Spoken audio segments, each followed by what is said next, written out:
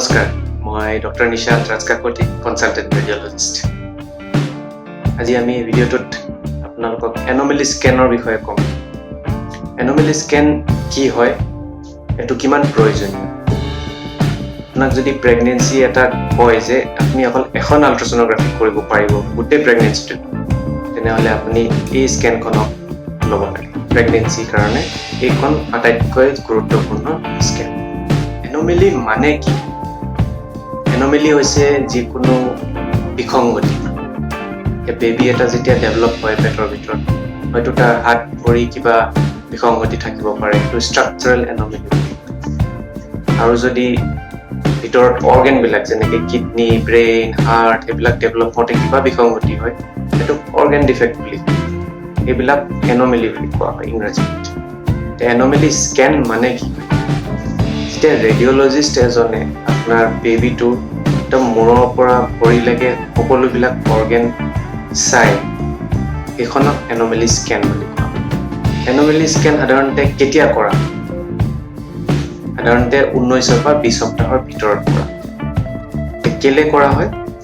কাৰণ 19-20 সপ্তাহলৈকে যেতিয়া 5 মাহমান হয় প্ৰেগনেঞ্চিটো, বেবীটোৰ যিমানবিলাক অৰ্গেনছ আছে ভালকৈ ডেভেলপ হৈ যায়, কাৰণে মেক্সিমাম অৰ্গেনবিলাক দেখা পোৱা যায়।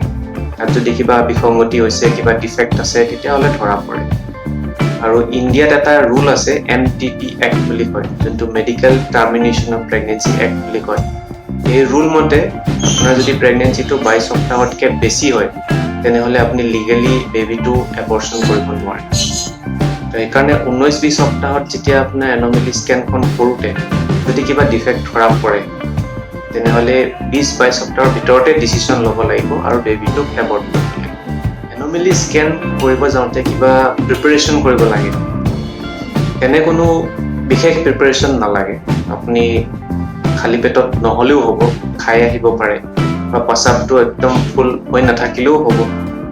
কিন্তু যদি পাৰে এপইণ্টমেণ্ট লৈ আহিলে ভাল, কাৰণ এন'মেলি স্কেন এখন কৰোঁতে সাধাৰণতে 20 বা 30 মিনিটমান লাগি যায় এটা স্কেন কৰোঁতে, কাৰণ আপোনাৰ বেবীটোৰ গোটেইবিলাক অৰ্গেন চাবলগীয়া হয়। সেইকাৰণে আপোনাৰ হয়তো টাইমটোৰ কথা অলপ আহিব পাৰে। যদি এপইণ্টমেণ্ট লৈ আহে তেতিয়া আপোনাৰো কষ্ট নহয়। আৰু কেতিয়াবা কি হয়, বেবীটো যদি প্ৰপাৰ পজিশ্যনত নাথাকে, হয়তো স্কেনখন কৰোঁতে বহুত বস্তু এবাৰ দেখা নাপাবও পাৰে। তেতিয়া আপোনাক ক'ব পাৰে যে 5 মিনিট ৰৈ অলপ খোজকাঢ়ি দিয়ক, তাৰপিছত আকৌ চাবলগীয়া হয়, ৰিস্কেন কৰিব লগা হয়। সেইটো কাৰণেও অলপ সময় কেতিয়াবা লাগে। সেইকাৰণে আপুনি যেতিয়া আহে অলপ সময় লৈ আহিব আৰু পাৰিলে এপইণ্টমেণ্ট লৈ আহিব। এতিয়া কথা হ'ল, যদি এন'মেলি ওলায় তেতিয়া কি কৰিম? যদি এন'মেলি নাথাকে খুব ভাল কথা, বেবীটো নৰ্মেল আছে, ভালকৈ হৈ যাব। যদি এন'মেলি ওলায় তেতিয়া আমি চাবলগীয়া হয় যে এন'মেলিটো কিমান, ক'ত, কেনেকুৱা। 3টা কথা আহি যায় যে এন'মেলিটো লাইফ থ্ৰেটেনিং হয় নেকি, মানে বেবীটোৰ জীৱনৰ কাৰণে কিবা প্ৰব্লেম কৰিব নেকি পাছলৈ গৈ, বেবীটো জীয়াই থাকিব নে নাথাকে, সেইটো প্ৰথম কথা আহে। যদি বেবীটো জীয়াই থকা অৱস্থাত নাই, যে এন'মেলি ডিফেক্টটো ইমানেই বেছি বেয়া যে বেবীটো জীয়াই নাথাকে, তেতিয়াহ'লে বেবীটোক এবৰ্ট কৰিবই লাগিব। 2 নম্বৰত আহিলে, যদি বোলে বেবীটো জীয়াই থাকিব, তাৰ কাৰণে কিবা অপাৰেশ্যন কৰিব লাগিব বা কিবা প্ৰচিডিউৰ কৰিব লাগিব, সেই তেনেকুৱা প্ৰচিডিউৰ কোন সময়ত কৰিব লাগিব, কেতিয়া কৰিব লাগিব, ক'ত কৰিব লাগিব, সেইটো কথা আহিলে। 3 নম্বৰ আহিলে, বেবীটো জীয়াইও থাকিলে, অপাৰেশ্যন কৰিলে বা অপাৰেশ্যন নকৰাকেও জীয়াই থাকিলে, কিন্তু তাৰ কিছুমান প্ৰব্লেম আহিব, যেনেকৈ হেণ্ডিক্যাপ বুলি কয়।